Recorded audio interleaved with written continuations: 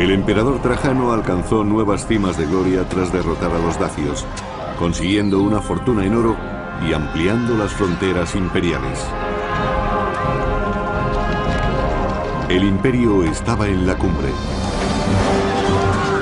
Después de 3 siglos de incesantes guerras, Roma se encontraba en el centro del mundo, una superpotencia que no tenía rival. Pero la paz había ablandado al imperio. Envuelto en lujo, distraído por los juegos circenses, los romanos tardaron en reconocer la amenaza de una nueva horda bárbara que podía provocar la total destrucción del imperio. El Imperio Romano, rebelión y traición.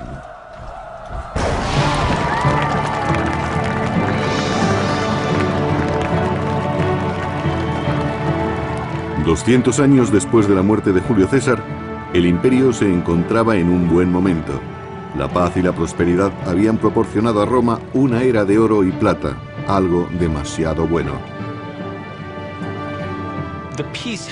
Desde luego la paz les permitió concentrar todas sus energías en el interior, sin preocuparse demasiado por los asuntos militares del imperio. En Roma flotaba un aire de prosperidad generalizada en el que comenzó a cultivarse diferentes tipos de arte. Sin embargo, las consecuencias podrían ser muy negativas. El pueblo romano se acostumbró a la paz y a una vida tranquila. No quería luchar. Y su ejército ya no estaba tan preparado como antes. Pero los bárbaros de las fronteras no paraban de realizar incursiones en busca de los puntos débiles en los límites del inmenso imperio. En el año 160 después de Cristo, la frontera se extendía por 3 continentes. 400.000 soldados protegían los 50 millones de personas que tenían la suerte de vivir en ellos. En Roma, los 2 jóvenes herederos del trono imperial llevaban una acomodada vida en el palacio de su padre. Se trataba de Marco Aurelio y de Lucio Vero. Procedentes de 2 familias aristócratas diferentes, fueron adoptados de niños por el emperador Antonino Pío, que no tuvo hijos varones. Según el historiador del tercer siglo, Casio Dio, los príncipes eran muy diferentes. Marco era de salud frágil y dedicaba gran parte de su tiempo a las letras. Lucio, por su lado, era más joven y vigoroso. El espíritu libre de Lucio Vero y sus escándalos sorprendían con frecuencia a los romanos. En contraste, el intelectual Marco Aurelio se tomaba muy en serio su posición.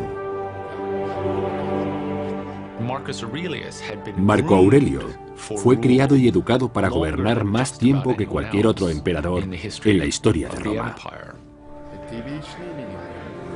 De los 2 hijos adoptivos del emperador Antonino, uno era su claro favorito, el estudioso Marco, al que le concedió su más preciada posesión, su hija Faustina, lo que convirtió a Marco en su heredero principal.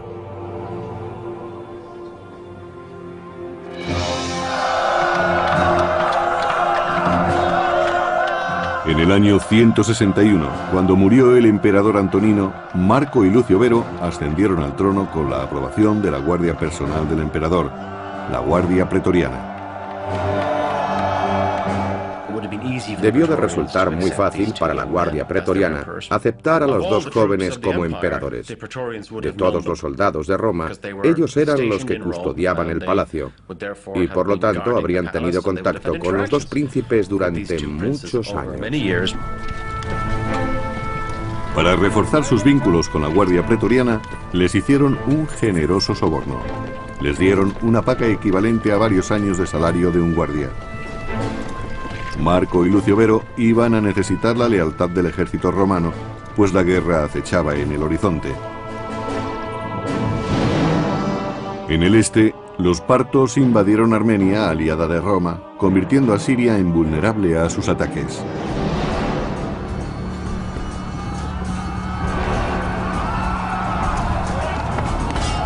Según el historiador clásico Casio Dio, el general de los partos atacó a los romanos por todos los flancos, aniquilando a sus tropas junto con sus jefes. El combate fue salvaje y los romanos no pudieron resistir el ataque de los partos.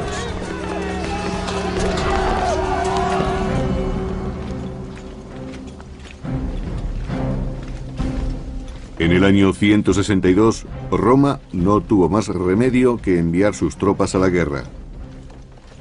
Por primera vez en 2 generaciones, un emperador, Lucio Vero, dirigía al ejército.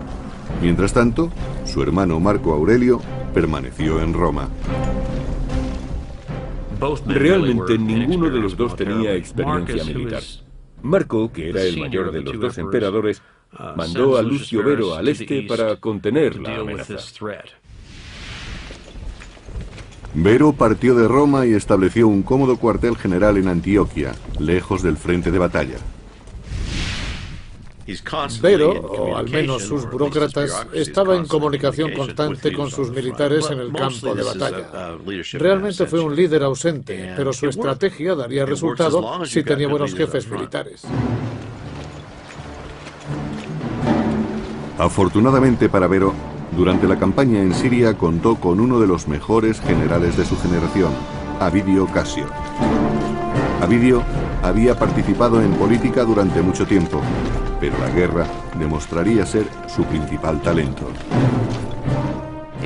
Era un general de origen sirio muy experto y tenía contactos con la nobleza de Oriente. Vero se limitó a permanecer en Antioquía dando fiestas mientras Avidio dirigía la campaña.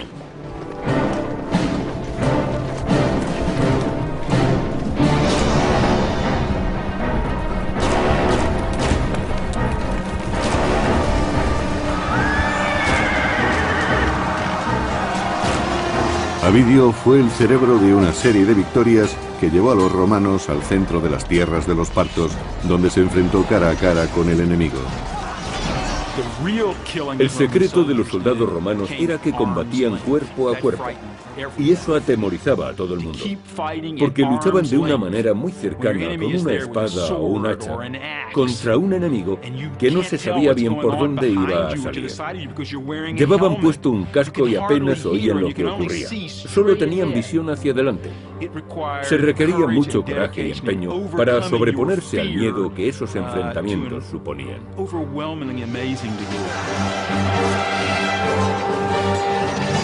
A lo largo de los siguientes 3 años, Avidio y sus tropas arrasaron brutalmente Partia.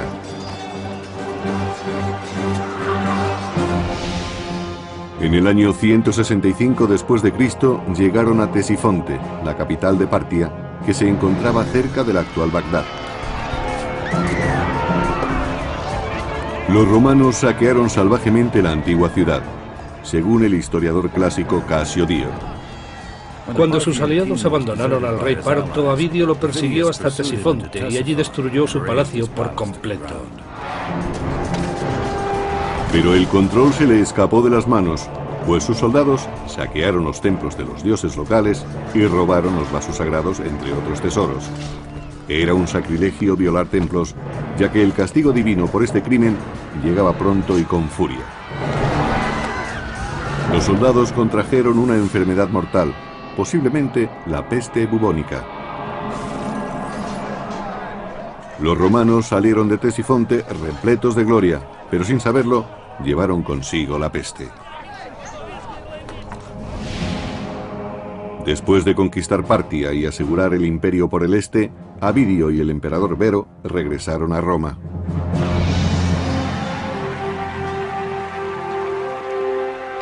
La ciudad les rindió honores por tan gloriosa victoria organizando un magnífico desfile, fiestas públicas y combates de gladiadores. Todo formaba parte de un espectáculo conocido como triunfo. Miles de personas acudieron a ver desfilar al ejército, agitaban banderas, les arrojaban flores y les vitoreaban. Tras las tropas seguía una inmensa exhibición de cautivos, botín y montones de armas capturadas. Fue una demostración de triunfo grandiosa. Tras meses de preparación y al costo de una pequeña fortuna, el triunfo resulta a veces una experiencia para toda la vida. Vero lo celebró con su nueva esposa, Lucila, hija de su hermano y coemperador Marco. En la época de Marco Aurelio y Lucio Vero, su generación no había crecido sin conseguir ningún triunfo. Por eso aquella victoria resultó un hecho de gran importancia. Marco Aurelio no pudo disfrutar las festividades, pues sabía que la campaña del Este había dejado exhausto al ejército romano.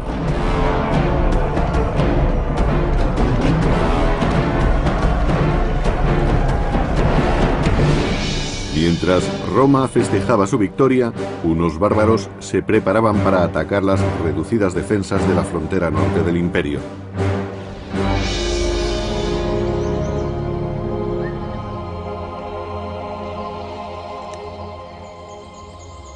A lo largo de la frontera norte, los legionarios que protegían las fortificaciones eran demasiado escasos. Fueron pocos los que regresaron de la contienda del Este. La guardia resultaba un objetivo fácil para las tribus bárbaras que se escondían entre los bosques.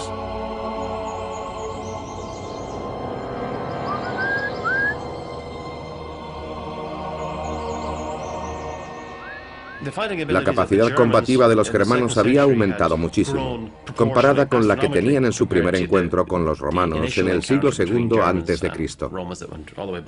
Ahora eran tribus que movilizaban grandes ejércitos, un enemigo formidable.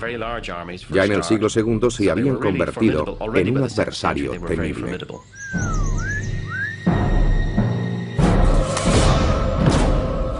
En los límites del imperio, las escasas tropas de Roma estaban condenadas.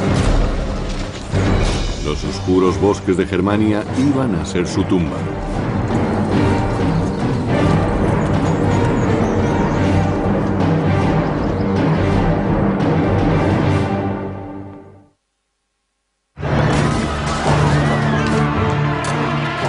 Mientras los hermanos Marco y Vero compartían el título de emperador, su general, Avidio Casio, conquistaba el gran imperio parto, pero a un terrible precio.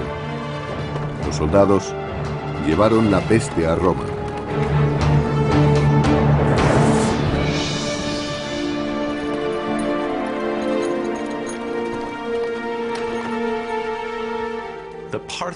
La guerra contra los partos sostenida por Lucio Vero, el hermano adoptivo de Marco Aurelio, pareció ser la causante de una peste que invadió la cuenca mediterránea y que provocó una inmensa mortandad en todo el imperio romano.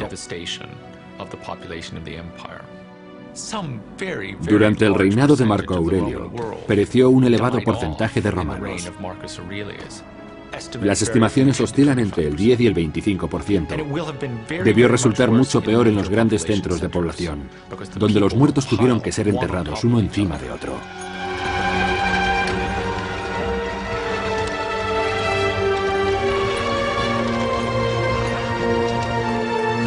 Los charlatanes prosperaban vendiendo falsos amuletos de hierbas para prevenir la enfermedad.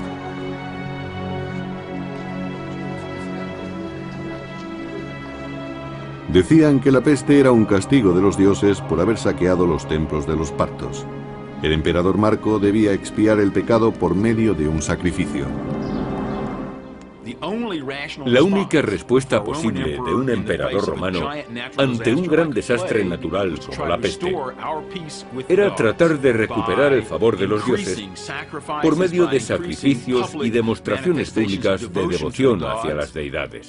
En el caso de un desastre natural, el emperador tenía la responsabilidad de salvar al pueblo recuperando el favor divino.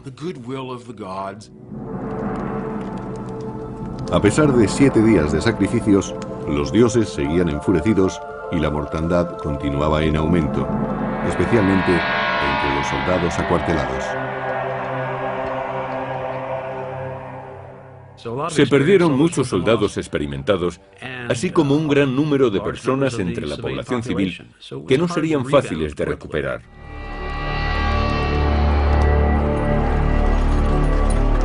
Herido, el imperio se estaba debilitando. Mientras, sus enemigos se preparaban para asestarle un golpe mortal. En el año 167, 6.000 bárbaros germanos cruzaron el Danubio e invadieron la provincia romana de Pannonia. Saquearon a los desprotegidos provincianos, asaltando pueblos y capturando cientos de rehenes. Algunos bárbaros quisieron apoderarse de suelo romano. No sabemos si se trataba de una incursión o si querían emigrar, pues muchas tribus conocían las ventajas de la civilización romana y querían aprovecharse de ellas. Las incursiones fueron frecuentes y a Marco Aurelio le resultó difícil movilizar sus tropas para mantener el orden. Durante varios días de agonía, los bárbaros atacaron la indefensa provincia de Pannonia. Las legiones romanas estaban demasiado lejos y dispersas por la vasta frontera imperial. Cuando llegaron los legionarios, los feroces germanos casi los aniquilan. Creo que muchos habían imitado el estilo e incluso habían capturado equipo romano. El ejército germano de tiempos de Marco Aurelio debía de ser un enemigo formidable. Cuando la primera oleada empezaba a flaquear, acudieron más soldados romanos desde otros puntos de la frontera.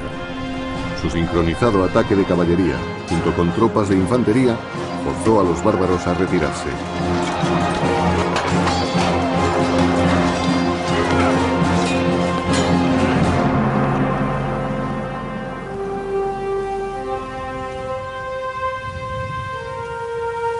Demostrando su gran osadía, el cabecilla germano Valomarius, de la poderosa tribu de los Marcomanos, se aventuró a ir al campamento romano para negociar un tratado de paz. Sorprendentemente, no solo representaba a su tribu, sino a otras 10 tribus más. Esta unión revelaba un nuevo peligro para el Imperio Romano. Marco Aurelio se enfrentaba a una amenaza distinta a la que vieron los emperadores anteriores. Las tribus se habían organizado, probablemente debido a la influencia romana. Algo irónico.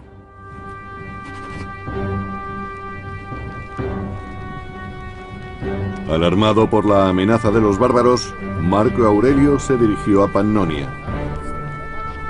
Sin tener experiencia en el combate, Marco tuvo que confiar en el general pompeyano para que le ayudara a conquistar la gloria. Durante siglos, los germanos habían realizado incursiones a través del Danubio para robar ganado, esclavos y bienes. ¿Por qué Roma quería ahora organizar una expedición de castigo contra aquellos bárbaros? En mi opinión, Marco Aurelio quería participar en una operación militar de cierta envergadura para mejorar su imagen en Roma. Aunque el hermano de Marco, el emperador Lucio Vero, también se unió a la campaña, estaba ebrio y no se encontraba bien. Antes de llegar a la frontera, Vero sucumbió a la peste y toda la expedición tuvo que regresar.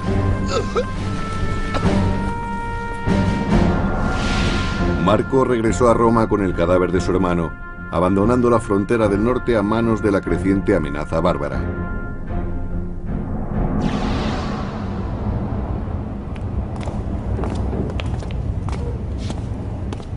En la corte se enfrentó a una crisis. Las numerosas guerras habían dilapidado el tesoro imperial.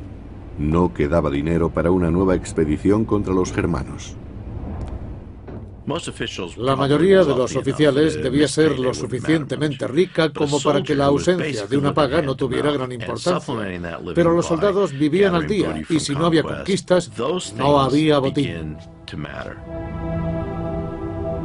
Marco Aurelio recurrió a medidas extremas de acuerdo con la historia augusta. Marco subastó su propio mobiliario imperial. Vendió copas de oro y cristal, incluso los vestidos de seda con pedrería de su mujer. Es como si la familia real británica anduviera mal de fondos y subastase las joyas de la corona para conseguir dinero. A esto lo llamaría un trabajo de relaciones públicas, porque no se puede conseguir dinero para financiar una guerra vendiendo vajillas, que es más o menos lo que hizo el emperador. Sin embargo, demostró que estaba dispuesto a hacer un sacrificio personal para el bien común.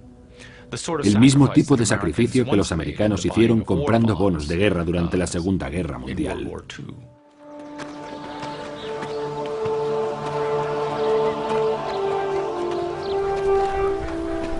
Los reclutadores de Marco Aurelio confiaban en conseguir nuevos soldados, pero su llamada cosechó pocos voluntarios. El Imperio Romano padecía una fuerte pérdida económica y de hombres. Quizás por eso la gente era reacia a alistarse. Las familias no confiaban en enviar a sus jóvenes sanos a la guerra. El aumento de la virulencia de la peste hizo que los recursos imperiales disminuyeran al límite. Pompeyano, el principal consejero militar de Marco Aurelio, recurrió a las clases más bajas de la sociedad, tal como relata la historia augusta. Armaron a los gladiadores y convirtieron en soldados a los bandidos de Dalmacia. Incluso entrenaron militarmente a los esclavos. Pompeyano estaba consternado ante la calidad de los reclutas, pero antes de que pudiera preparar aquel valiente ejército para la guerra, el desastre hizo estremecer las fronteras imperiales. En el año 169, bandadas de guerreros germanos atacaron las provincias romanas del Danubio. Aunque no estuvieran preparados, Marco Aurelio y Pompeyano debían conducir las nuevas legiones hacia Germania. Combatiendo en terreno bárbaro, el inexperto ejército romano estaba en clara desventaja.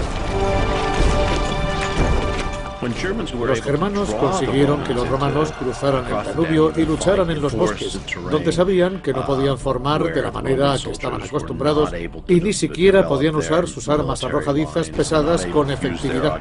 Por eso los germanos les llevaban ventaja y con frecuencia los derrotaron.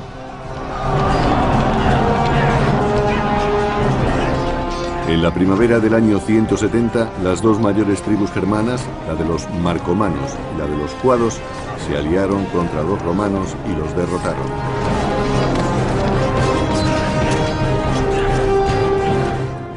Marco Aurelio era alguien especial, pero ¿eso quería decir que era un buen líder? ¿Podría conducir efectivamente a sus tropas en el combate? El historial militar de Marco Aurelio hasta entonces no había sido muy bueno. La primera gran batalla del emperador se tradujo en la masacre de 20.000 romanos, la peor derrota de Roma desde hacía un siglo. Marco Aurelio dirigió fallidamente su primer ejército contra los germanos, pero todavía le aguardaba un nuevo desastre, esta vez en la retaguardia. Mientras se encontraba estancado en el Danubio, otras tribus germanas se adentraron en Italia.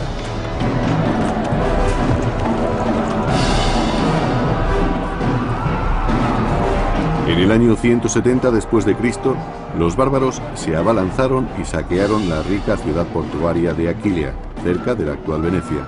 Era la primera vez en 3 siglos que los bárbaros se adentraban en Italia.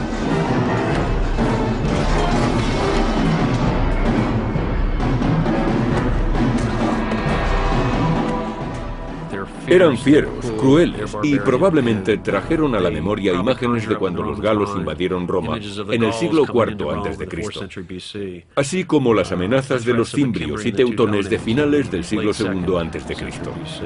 Los romanos temían particularmente las incursiones de tribus bárbaras en Italia.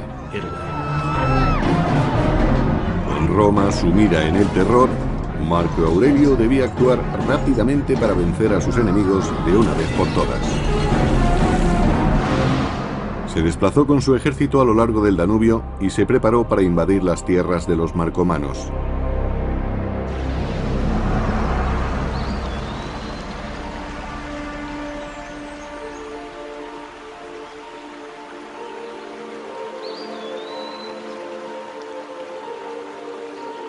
Los fríos bosques del norte resultaban extraños al emperador romano.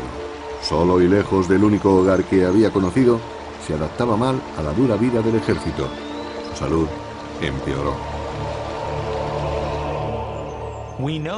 Sabemos que el antiguo y famoso médico Galeno trató personalmente a Marco Aurelio durante un tiempo.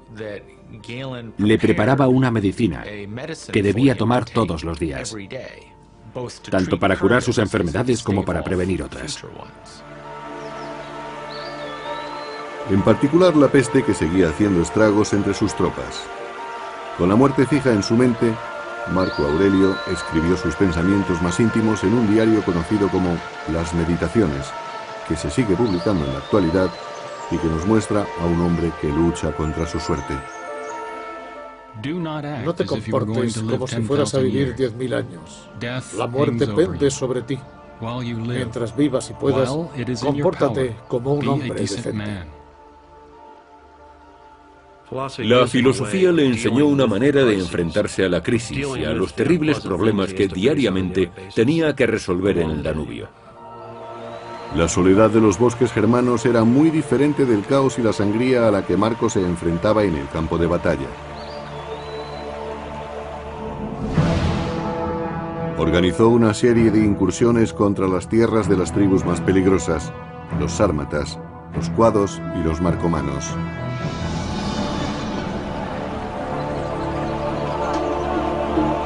Los bárbaros habían derrotado a Marco anteriormente y estaban muy seguros de sí mismos cuando acamparon a lo largo del río. Pero Marco había aprendido de su enemigo y abandonó las formaciones en línea en favor de unas más pequeñas y móviles llamadas unidades de vexilarios. Estas unidades dieron a su ejército una mayor flexibilidad para maniobrar entre los árboles.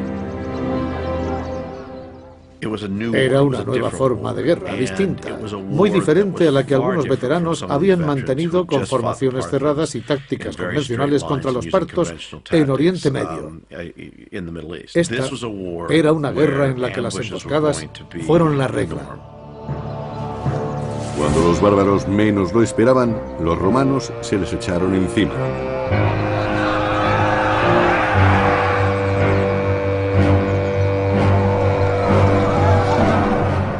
En el centro de un combate, el soldado romano se encontraba en una situación muy peligrosa, en la que tenía que administrar la adrenalina que le permitiría luchar.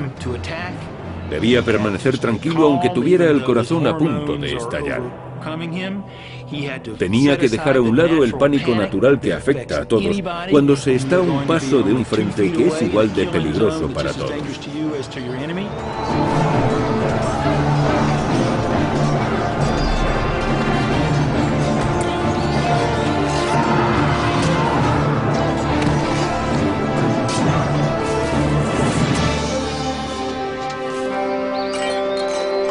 Al final, el enfermo e inexperto Marco Aurelio pudo conseguir una victoria en suelo germánico. Los romanos construyeron una cadena de fortalezas en el territorio de los marcomanos y de los cuados. La anexión de Germania comenzaba a prosperar. Pero los germanos atacaron fieramente las fortificaciones. Con el orgullo herido, los bárbaros organizaron ataques bien coordinados contra las guarniciones imperiales. Los germanos que atacaban a Marco Aurelio en el bosque no eran los salvajes vestidos con piel de oso, escudos de madera y grandes hachas que vemos en Hollywood. Habían tenido contacto con los romanos durante 2 siglos, habían aprendido sus técnicas y sabían cómo luchaban.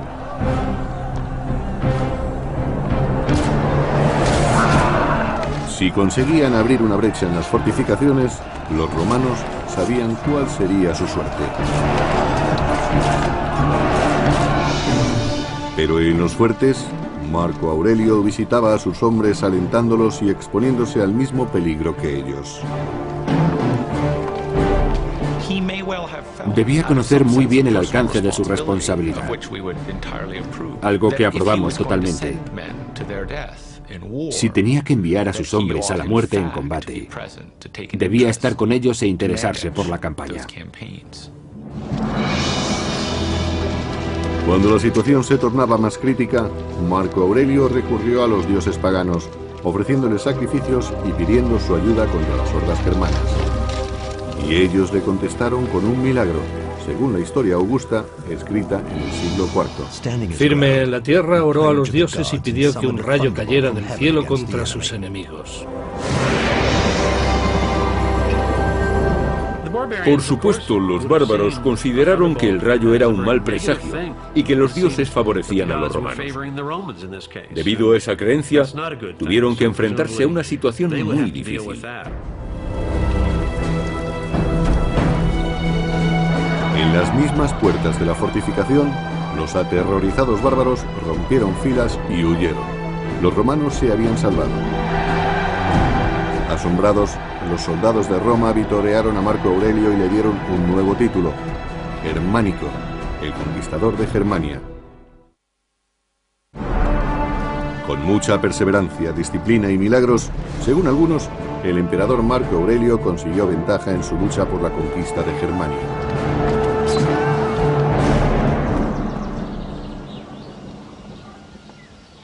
Ni las comunidades agrícolas y pacíficas escaparon de la ira de Marco Aurelio. Los romanos hicieron sentir su dominio con el filo de sus espadas.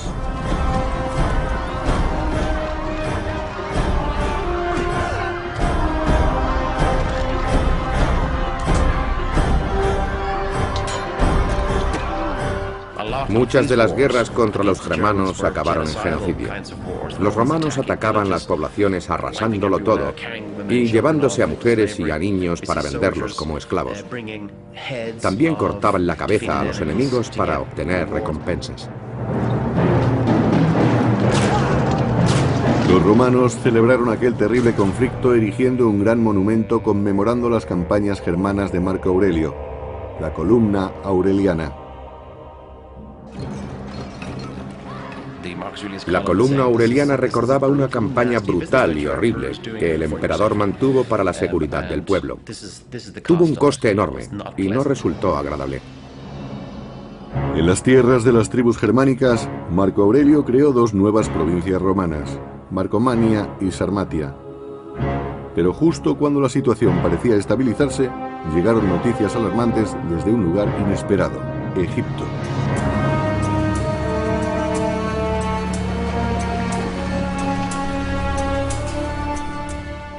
Debido a su riqueza, Egipto era uno de los territorios más importantes del Imperio Romano. Se temía que si alguien llegaba a controlarlo, pondría en peligro a todo el imperio. Estos temores demostraron estar bien fundados cuando los rebeldes egipcios dirigieron una sangrienta revuelta contra sus dueños romanos. El terror en el desierto fue en aumento.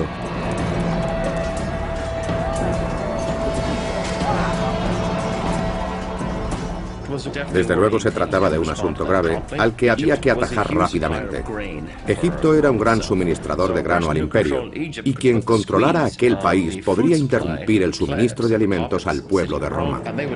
Por eso presionaron al emperador para que resolviera la situación. En el año 174, Marco Aurelio recurrió a Siria, donde tenía estacionadas 3 legiones, y las envió a Alejandría, Egipto. A la cabeza del ejército vengador marchaba uno de sus amigos más antiguos y en quien más confiaba, Avidio Casio. Marco Aurelio eligió a un general famoso y de éxito, Avidio Casio, para que ejerciera el mando superior en la mitad oriental del imperio, por encima de los gobernadores provinciales.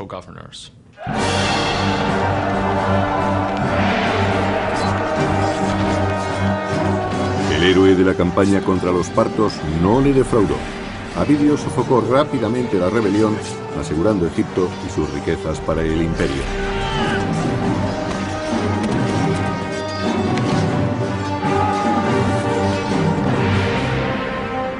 Pero en la frontera norte de Roma, Germania, el enemigo resultaba mucho más esquivo. La campaña de Germania parecía no acabar nunca. Se conseguían progresos, pero cuando se sometía a una tribu, otra se rebelaba 100 kilómetros río arriba y había que enfrentarse a ella. Durante 7 años, Marco Aurelio había combatido a los bárbaros en los densos bosques del norte, hasta que su salud empezó a declinar.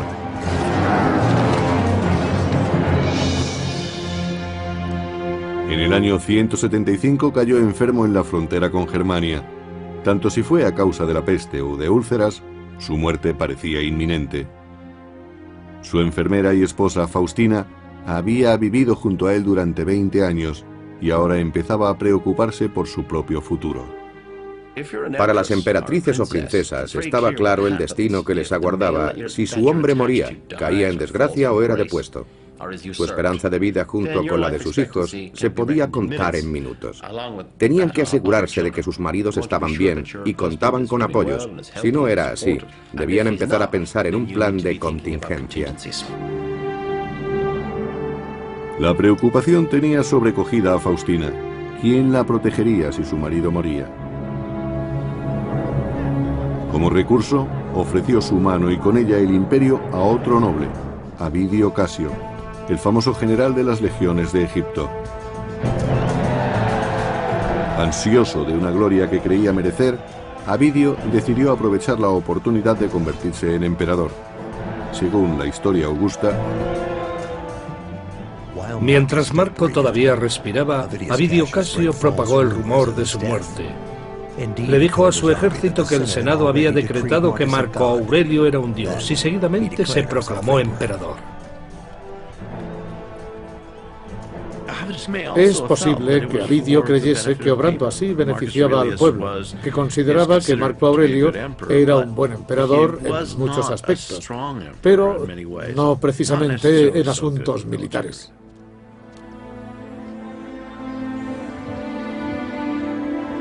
Cuando Avidio reclamaba el trono, Marco Aurelio se recuperó de su enfermedad, lo que provocó una situación imposible entre los dos hombres. ¿Qué hacer entonces? Avidio no podía decir, siento haber reclamado el trono para mí, fue una equivocación, una idea pasajera, ¿por qué no seguimos como siempre? Cuando se ha dado un paso así para ser emperador, siempre se es sospechoso de traición. Por diversos motivos, representaba una seria amenaza para Marco Aurelio. Avidio Casio era un gran general al frente de un número importante de soldados. Avidio quería llevar sus tropas a Roma para asegurar su posición.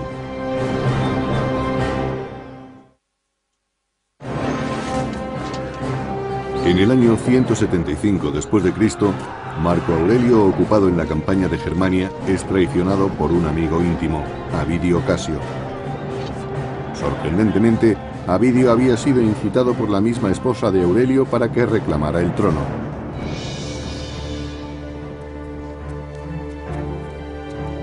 Marco Aurelio tenía que sofocar la rebelión de Avidio y encararse con la traición de su esposa.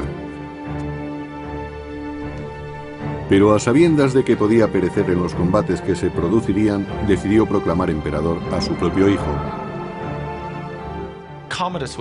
Cómodo no tenía entonces la edad suficiente para ostentar el poder del imperio. Pero parece que Marco Aurelio no pensó en nadie más que en su hijo para que le sucediera en el cargo. Mimado durante su infancia, Cómodo tenía que demostrar su aptitud para el mando y su valor como soldado. Aunque era el único hijo de Marco Aurelio, la elección no sería buena para Roma.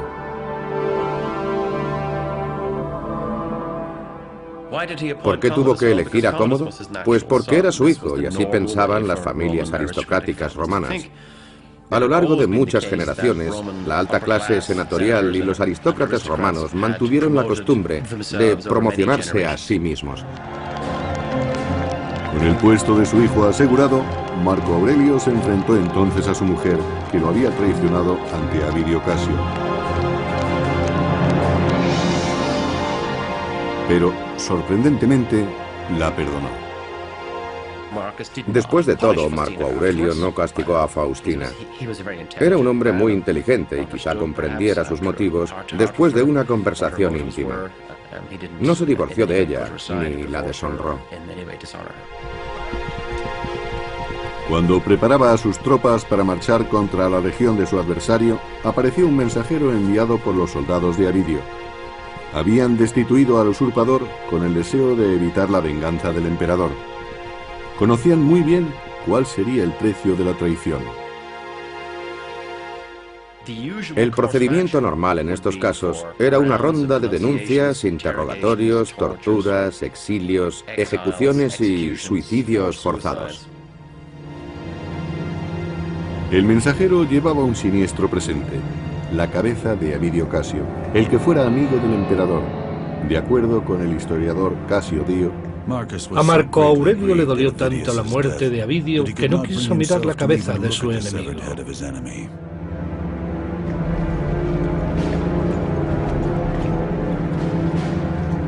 La rebelión había terminado y Marco Aurelio podía reanudar el gran proyecto de su vida: someter a los bárbaros germanos de una vez por todas. La rebelión había interrumpido su campaña. Por ello tuvo que redistribuir recursos, soldados y dinero, y eso habría ocasionado graves trastornos en sus planes. Los bárbaros aprovecharon aquellas distracciones.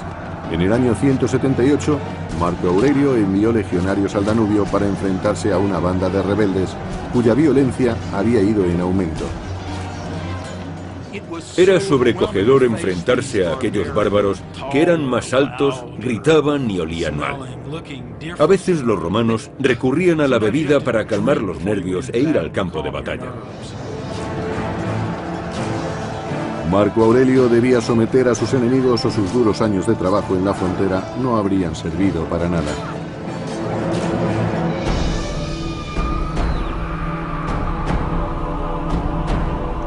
Marco Aurelio, ya envejecido, logró aislar a los cabecillas rebeldes y los mandó matar brutalmente.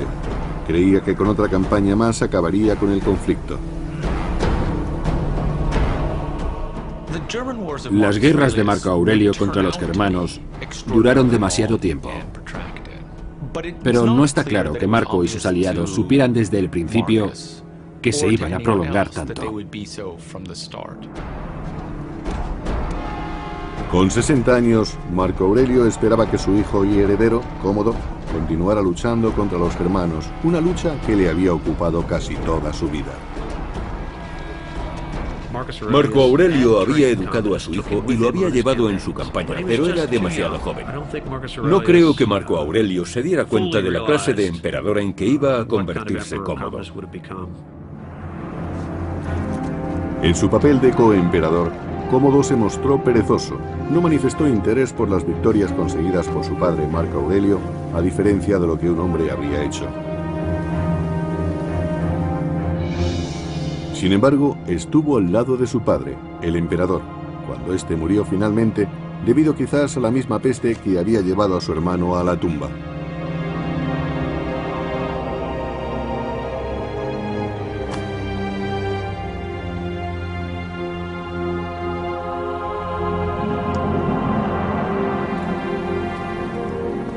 Con solo 19 años, Cómodo no tenía la paciencia suficiente para sostener una guerra y anhelaba la buena vida de Roma.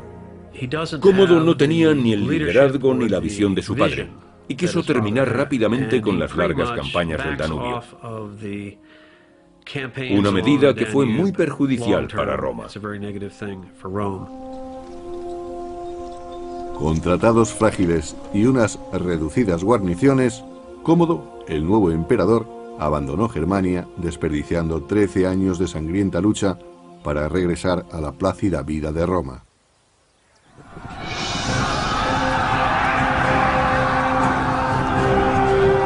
Sin la perseverancia de Marco Aurelio, el gran imperio se enfrentó como claro perdedor ante las tribus bárbaras.